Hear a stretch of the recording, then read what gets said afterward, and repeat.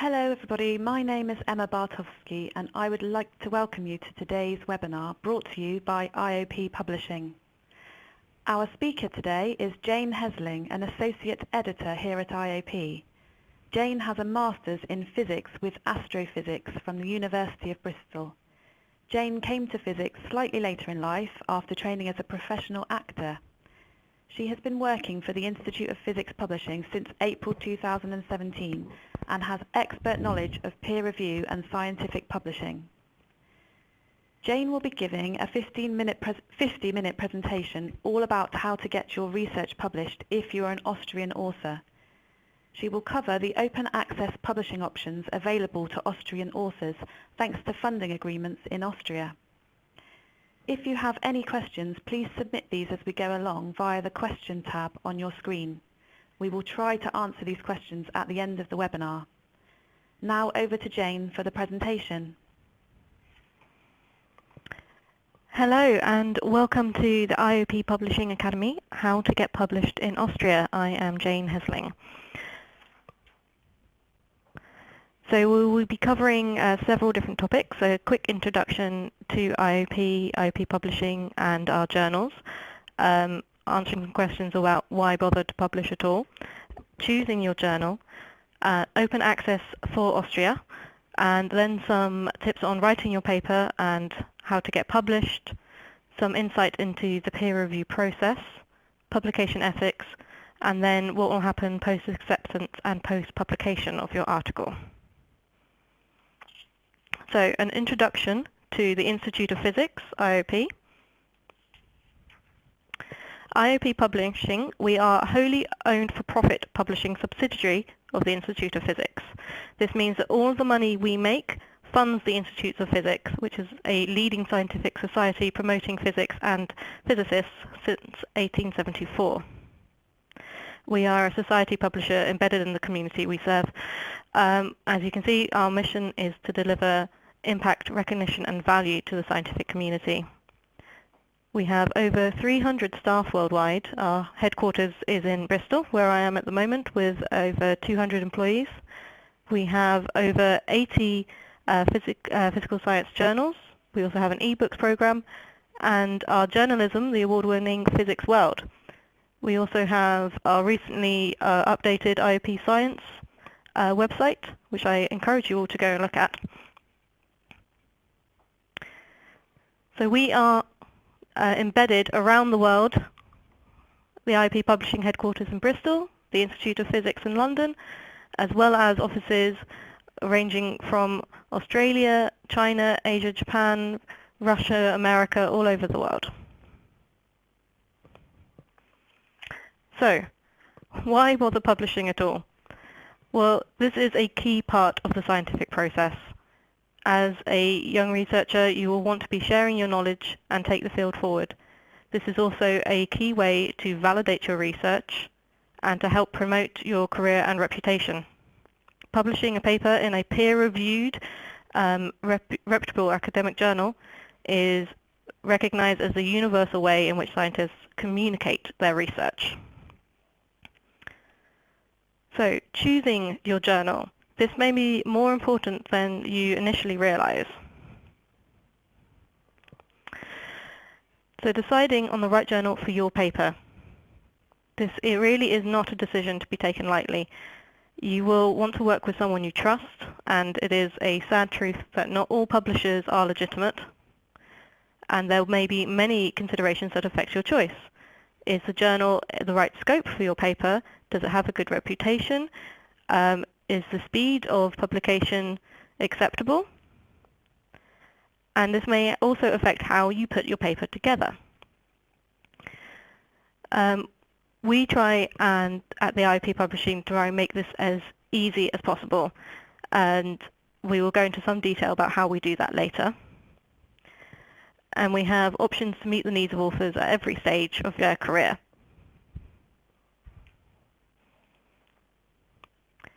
So some things for you to consider when choosing the right journal for your paper. Is this going to reach the right audience for your paper? Does the journal have the right scope and relevance? Do the editorial board contain people you recognize in your field of research? Does it have a good reputation? Is the impact factor acceptable? And this is something we will look at in more detail later. Also looking at the quality criteria, how likely your paper is to be accepted, how quickly it will go through the peer review process. There's also a consideration between the open access and subscription model, which obviously we will go into more details later, and there are also costs involved as well. And if you want some more guidelines, you can go to Think, Check, Submit, which is a good place to give you some extra kind of checklist when choosing a suitable journal. So a little bit of detail, looking at the scope and relevance, you have to look at, does the journal publish other similar papers? Is it a theoretical, experimental, applied research? Does your work fit the subject matter covered by the journal? Will readers of the journal consider your work relevant to them? Is the journal broad in its scope, or is it a specialist journal read mainly by a specialist specific community? And if you need any additional insights, you can go to the journal homepage with IOP Publishing, and that will give you some details into the scope and relevance of our journals. So looking a bit more into the impact factor, deciding on the right journal. As you can see on the slide there, it's giving you an idea of how you actually, the impact factor is calculated. So for say the impact factor of 2017, it looks at the number of citations in 2017 for articles published in the previous 2 years. So that would be 2015 and 16, over the number of articles published in 2015 and 16. So it gives you an overall view, and you can see the breakdown underneath. So 175 articles published in 2015, 212 articles published in 2016, with a total 943 citations, will give an impact factor of 2.437. But there are other things for you to consider, such as download levels and other metrics. So alt metrics is something we have on several journals, which will look at the kind of social media impact of papers.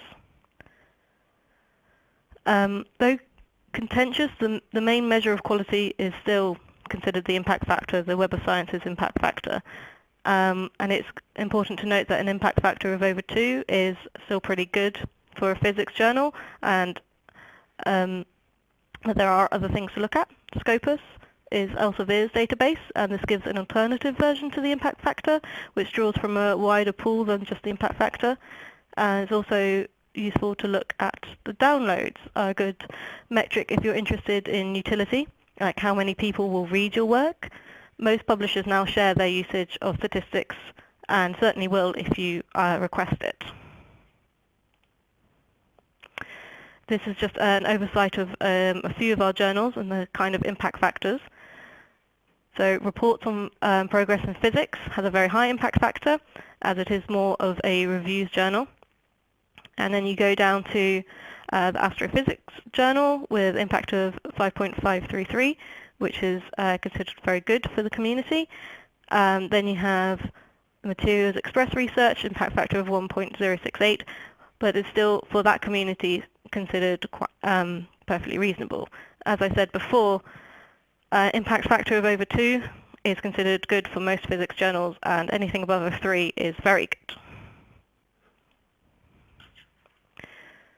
So, deciding on the right journal for your paper with open access.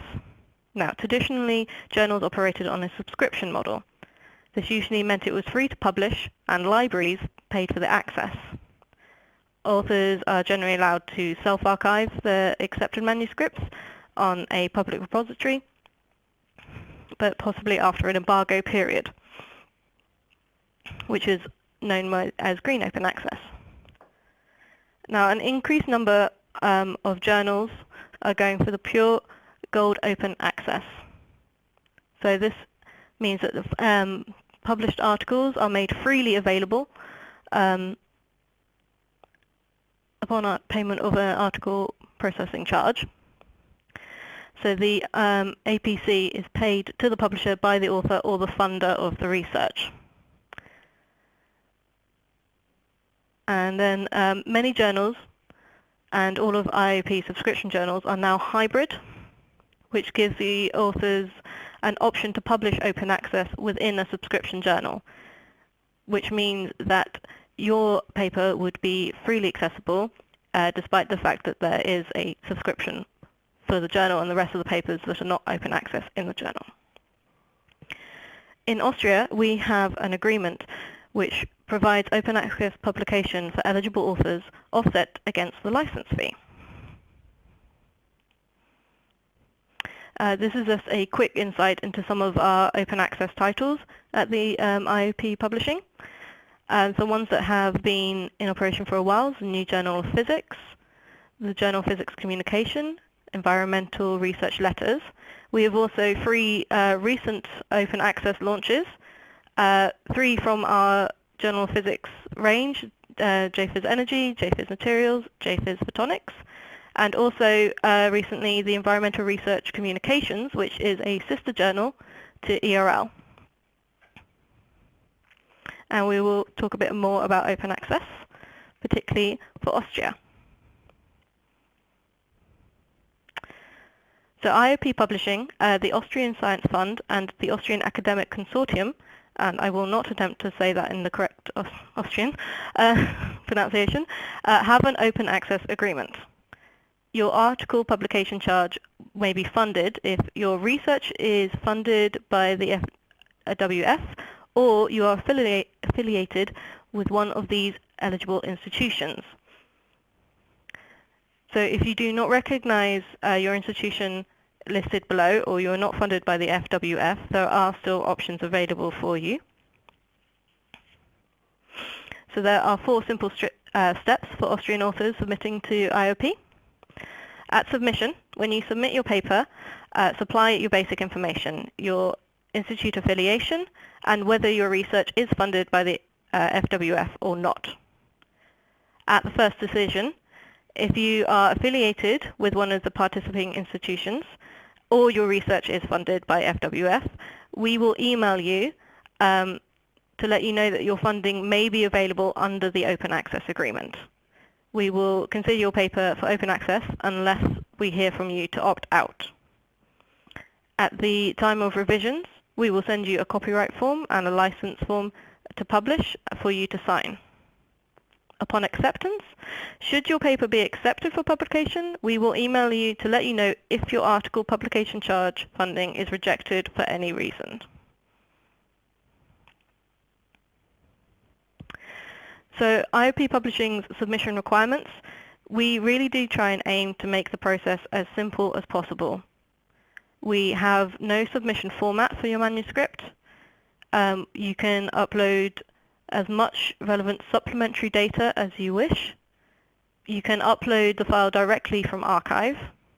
All we ask is that you submit a PDF as the complete document for review. Source files are not needed on first submission, they will be needed on revision. You can also send us your compressed archived zip files. For any further information, every journal will have this information on its homepage, and you can also check our general author guidelines at publishingsupport.iopscience.iop.org. So we really aim to be as flexible as possible with the format. We do the work in-house to convert the article to the journal style, but we only ask that you submit a PDF. Here's a quick screenshot of the author guidelines for the IOP journals. I do encourage everyone to go through here if you are unsure about anything.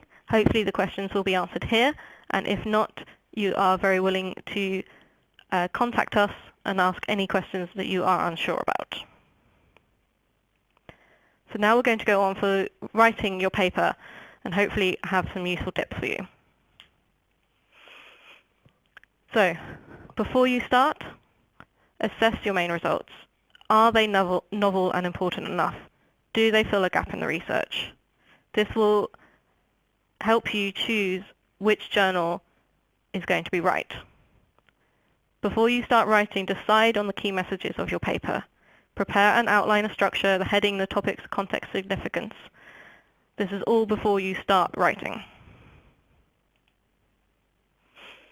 As hopefully most of you will know, there is a standard structure to scientific papers: a title, abstract, introduction, then going into methods, results, discussion, conclusion, acknowledgements, reference, and figures can either be at the end or at the relevant points in your paper. We also offer optional extra supplementary material, which is an unlimited amount of material that you can upload. Okay, your title. This is the most visible part of your paper. Try and keep it concise yet informative and draw the attention of the reader. Make it easily discoverable by Google search, because this is a way that people will try and find information. So keep it simple, keep it clear and descriptive, and use the key terms. Don't be ambiguous. Try not to use phrases or jokes that may not translate, and don't use any acronyms.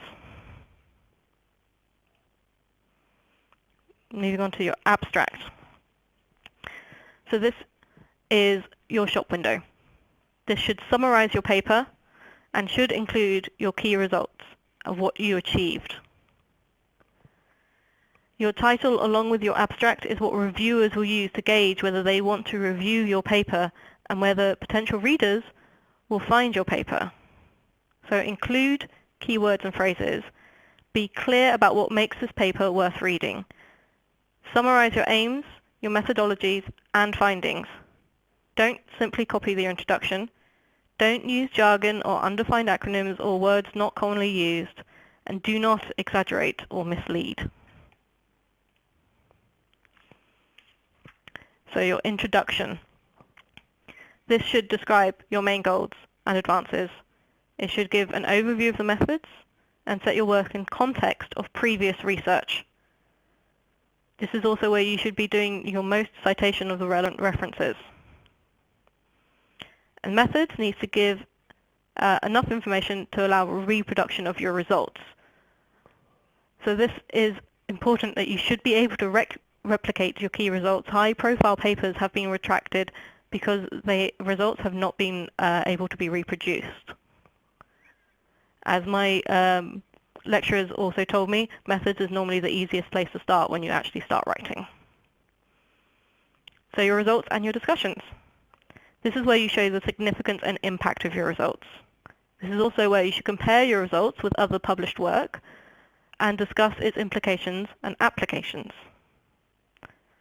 Then you move on to your conclusions. This is a summary of your major points. Again, highlight the novelty and significance of your work. And this is also where you can include plans for future work, which shows that you are progressing the field of your research. Acknowledgements. This is where you must recognize contribution and funders for or other assistance. Declare any ethical approval for use of animals and stem cells, etc. And then moving on to references. This is where you want to cite the right references. Make sure they are relevant to your work and what you have built on. Cite any work that your research builds on, including your own. Original works, both historical and recent. Check for accuracy. And follow the referencing style of your journal. If there is a want, then just be consistent throughout. Again, we will, at IOP Publishing, help make sure that the style is correct for the journal. So the best thing you can do is just be consistent. Figures, diagrams, charts. Often figures are the first thing you prepare, and they show the results. They're also one of the first things readers look at, so it's worth spending time to make them look as good as possible and high resolution so readers can zoom in. Make sure figure captions contain relevant keywords and are self-contained so a reader can understand the figure without having to refer to the text. Make sure they are representative, clear, well-designed. Do not make them too small. And the captions should be self-contained and include all of the key terms. So consider how figures could be used post-publications, possible journal coverage image.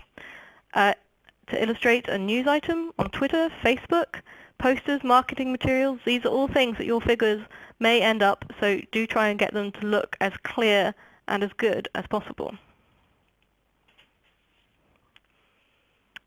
So get feedback and comments on your paper before submission. If a referee can't understand the English, the paper will be rejected. We are in partnership with Editage. If presenting to writing your work as a non-native English speaker, it is quite often a good idea to get a native English speaker to read your work, or to submit it to somewhere like Editage that will be able to assess the English language for you. So this is the point, this is getting something for free. Get your supervisors, your colleagues, an internal review panel at your universities to look through your work, listen to them, and make the changes that they suggest. This will save time in the peer review process, because if you listen to them and make the changes now, then you won't have the referees picking it up and telling you to change it later. And we've gathered some top 10 tips for successfully writing your research. So do check the literature for similar results in this field first. Use the references that show context for your work and why it is new and significant. Decide whether you're writing for a specialist or a non-specialist audience, as this will change how you use phrasing and keywords. Decide whether choose your journal you want to publish before you start writing, as this will change the style that you're writing, the audience that you're writing for, and possibly also such length and content. Spend a lot of time on your title and abstract. This will be what most people see first, and what they may only read to decide whether they want to read your full paper. Do keep abbreviations or technical terms to a minimum, or clearly define them at first use. Avoid speculation, exaggeration, or anecdotes. Keep to the facts. Clearly state your conclusions. Keep it clear and concise, even when there is no word limits, and use your own words. Do not try and copy and paste and use other people's. Allow plenty of time for rewriting. Your first draft is almost never your final draft. And please get feedback from your colleagues before submitting your article. Go to your supervisors, go to your peers, ask them to read and give feedback. So now we're going to have a look at the peer review process to give you a bit of insight of what happens after you submit your article. So this is the process whereby experts in your field assess an academic paper before deciding whether or not it should be published. This is a vital part of publishing. It's a critical filter for millions of research papers that are written every year. It gives the scientific community and the public a reliable indicator on what to believe. And it gives authors important feedback to help them improve the paper. And it helps us, the editors, to decide what we need to publish. This is not a perfect system, but it is broadly supported by the academic community, and it is the best system that we have for now. We obviously, as scientists, want to try and make sure that the best research and science is published, and this is the best way we have to do it. So here is what the process looks like to give you a brief overview. You would submit a paper, and then we would go through the paper and search for certain criteria to make sure it is suitable for publication in that journal. If it is suitable, we will then send it out for peer review. The academics doing the review will then recommend whether to accept, reject, or most likely revise. If they recommend revisions, it will go back to the authors, who hopefully make the revisions. We can then assess, go back to the reviewers to decide whether it should be accepted or rejected, and then, if accepted, published. So, the pre-referencing. So the IOP editorial team, we review all submissions first. We check for scope, quality, and whether it is novel or incremental. We use Authenticate to detect plagiarism or duplication, and where necessary, we will consult the journal's editorial board. If the paper is not suitable at this point, it will be rejected, or if possible, we will offer a transfer to a more suitable journal within IOP. If it is suitable, we will send it out to reviewers for peer review.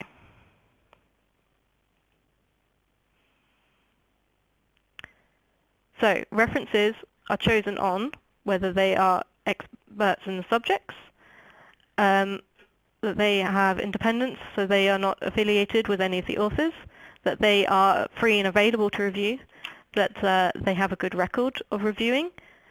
We will accept suggestions from authors of recommended reviewers as well. On most of our journals, we operate a single blind model. So this is, authors don't know who the referee is, but the referee does know who the author is. There is a lot of discussion currently on double blind, which we are running on some of our express titles, which means that neither the authors nor the referees know who the other is. And there is some advantage to this, as it can remove some bias. So then we get to making the first decision. At IOP Publishing, we are also quite unique in that we require at least 2 reports to make a decision. Sometimes this means that we will have an adjudication or go to the editorial board member if we have need of another review or a decision between 2 referees that disagree. So referees also rate each manuscript out of 10 for scientific rigor, novelty and significance. Immediate acceptance at this point is very rare, but it can happen. And at this point, there is also the possibility that the referees may recommend transferring to a different journal as well. So, as we require 2 referee reports, typically takes a month or 2 to be able to get 2 decent reports in. The editorial team will make a decision based on the referee reports, but most often you will not get accepted straight away at this point. You will most likely be asked to make revisions based on the referee's comments and suggestions. So rejection rate can be high. On average, it's over 50% in high quality journals at this point. So, if you are asked to respond to referees' comments, this is a really good sign. It means that the referees see merit in your work and that it fits the journal. They just want to help you improve it to make the paper even better. Read the reports carefully. Take time. We ask that you respond to each and every comment specifically. Keep a list and track all your changes and highlight them in your revised manuscript. If you disagree with the referee, that is okay. We just ask you to clearly and politely explain why. Never ignore a comment. If you don't understand it, then raise a query with us and ask for clarification. As I said, we want you to respond to every point. And take this advice. It has been offered to you freely and by people who genuinely want to help you improve your paper. So, following revision. Your paper will be sent back to us with all your revisions and your response to the referee comments. Most often we will then go back to the referees for them to check the revisions. And at this point, the paper will be accepted if the referees are satisfied with the revisions. It may be rejected if the revisions are not strong enough. There is also a possibility that you will be asked to make further revisions. Further revisions at this point are normally simple minor revisions unless you have not addressed something or some of the revisions you have changed have created new questions that the referees have. So, what if your paper is rejected? Everyone has been rejected. Use the advice you received and improve your paper. You can rewrite your paper and resubmit it to another journal, assuming that the science is correct.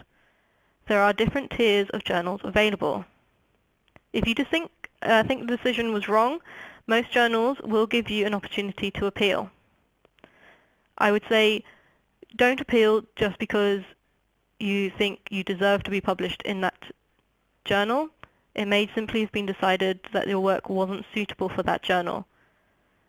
And as I would also advise that you aim as high a journal as you can when you submit your paper, there's obviously then the likelihood that you will be rejected, and the best thing might be to move down to a lower tier journal. And then, what if your paper is accepted? Well, congratulations. Now there are things you need to check, and that we will need to check. You may need to sign copyright forms. You may need to provide proof of permissions on any reproduced figures. We will also be asking you to upload source files, such as text files or Word, for the manuscript. So this is a good sign, and it means that your paper is going to be published. So on to publication ethics. So there are examples of serious misconduct which will not be tolerated. Plagiarism, falsification and fabrication of data will be instantly rejected and could lead to further consequences. We routinely use Authenticate, which is a plagiarism detection tool. We are also, IOP are members of COPE, the Committee of Publication Ethics, which gives advice on handling misconduct cases. I would also suggest it is worth every author reading the ethical policy, the link of which is included there, so you can have an idea and not make any common mistakes. So we're going to give you our top 10 tips. Do be honest in making claims for the results and conclusions of your research. Do credit those that have made a significant contribution. Check your funder's copyright open access policy. Do disclose funding and any potential conflict of interests. Do get permission to reuse anything you haven't created yourself. And do respond to all reviewers' comments, even if you don't agree. Do not fabricate, falsify, or misrepresent data or results. Do not submit an article to more than one journal at a time, as this means that both your papers will be withdrawn and not considered at all of the journals that you have submitted to at the same time. Do not add someone as a co-author without their permission. Every author on the paper must be aware of the submission. Do not sign anything on behalf of your co-authors unless they have authorized you to do so. Do not copy and paste text from other articles, including your own. Even copying and pasting from your own work is still considered plagiarism or duplicate publication, and the paper will instantly be withdrawn.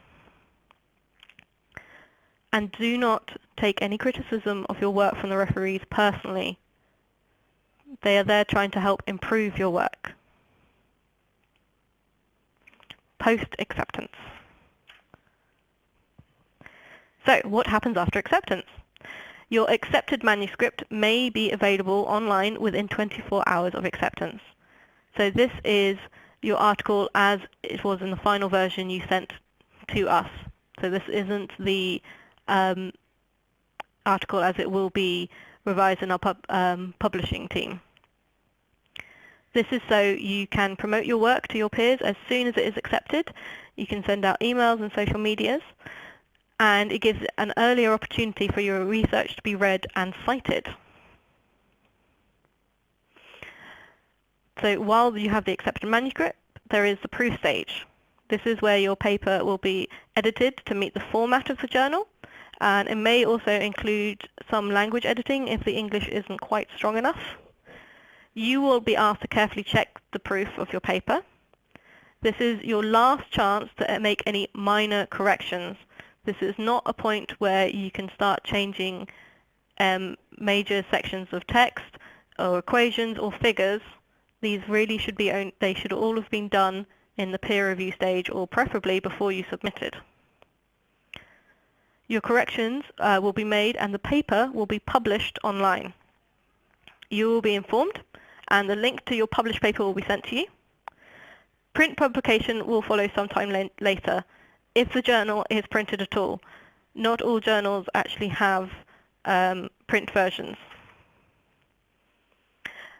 We roughly work to a timescale of 1 month in the Institute of Physics Publishing, which is considered quite fast, particularly because we are doing all of the proof and formatting in-house and not asking you to do it. So, post-publication, impact and visibility. So there are things that you can do to help your paper be read and cited more. Contact your colleagues in the field and people you've referenced. Send them a link to your paper.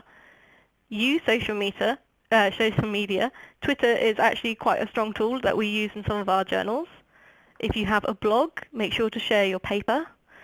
Update your institution and department homepage. Or contact your institution press office. Promote your publication at conferences and engage with Kudos. It's free, so you might as well use it. So these are all things that you could be doing, but we will also be doing things as well. These are some of the examples of things that we do to try and help your paper be read and cited more. We promote it as part of subject collections and annual highlight collections. We highlight interesting work on social media. There is journalistic coverage of high interest papers, including community websites such as Nanotech Web, and we also have CQG+. And we will also press release newsworthy papers. So this is why it's important to try and make your papers as interesting, novel and significant as possible.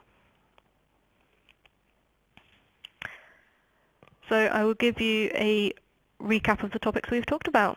I've given you a brief introduction into IOP and IOP Publishing, talked a bit about our journals, including open access and new launches.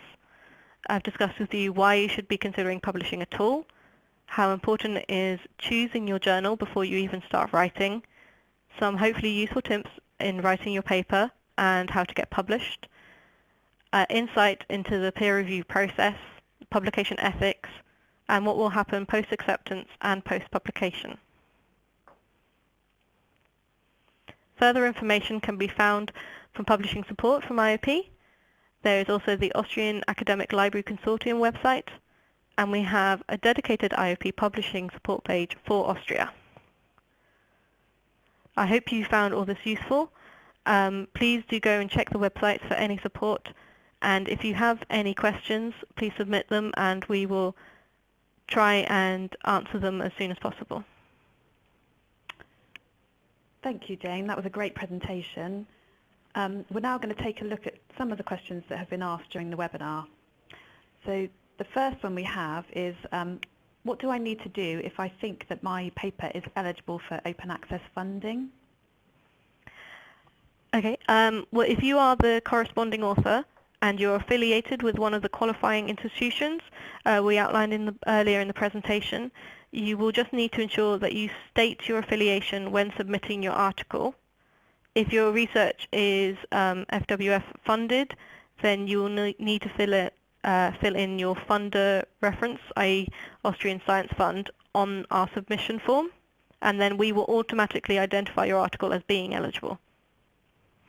Thank you. And the next one is, my institution is not in the agreement. Can I still publish open access? Yes, of course, you can still choose to publish open access and either fund the APC yourself or request funding from your library.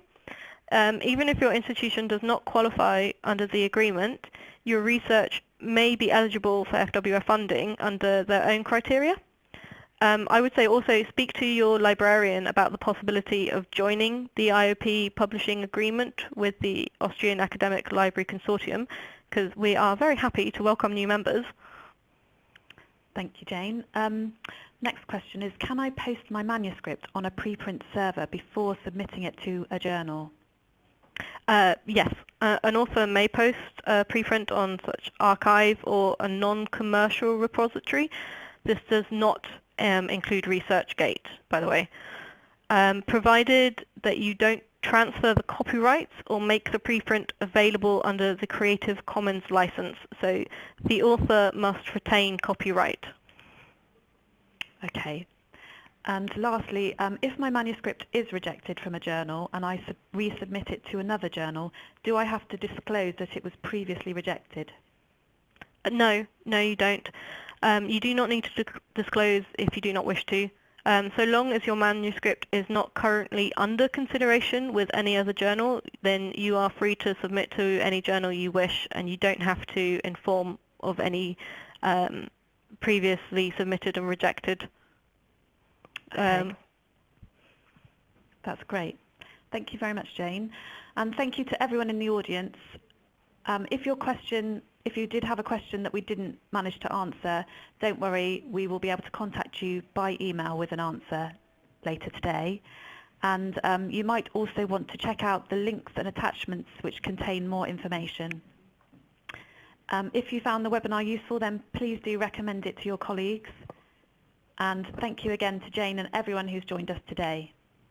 The webinar is now finished.